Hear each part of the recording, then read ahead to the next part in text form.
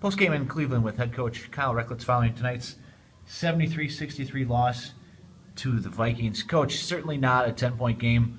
Cut it to within 3 right there at the end with about 2.5 minutes to go. Then just couldn't get it done down the stretch. Yeah, and a lot of credit goes to Cleveland State. They've got a great team right now that can play both inside and out. But I felt like we gave up a lot of opportunities within the game tonight. Whether it was fouling, which we sure did foul quite a bit, sent them to the free throw line I think 35 times, or whether it was just not hustling for the offensive boards or defensive boards.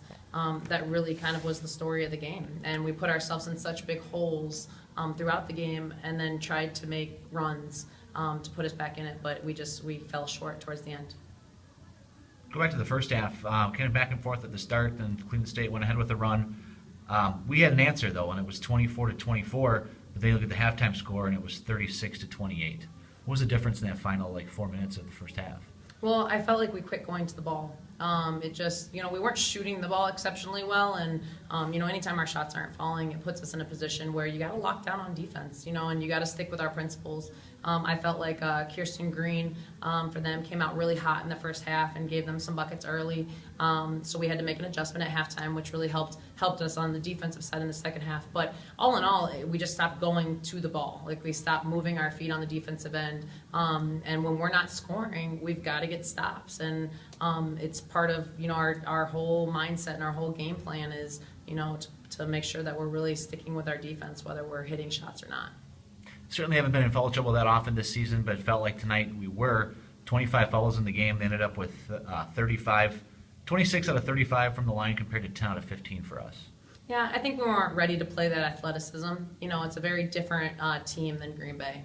Green Bay is definitely much more of the fundamental. They're going to beat you on pass fakes and just really making the right reads. And Cleveland State is extremely athletic. And so I think that they were a step quicker and we were a step slower. We weren't prepared for that speed, that level of speed.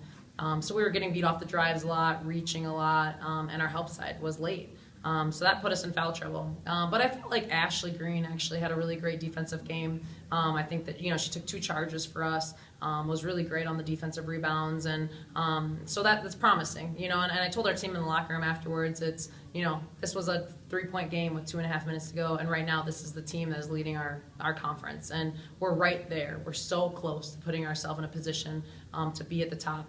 But we've got to take those gradual steps to make sure that we can get there. Well, you can't hang your heads because you'll have that chance in 2 days.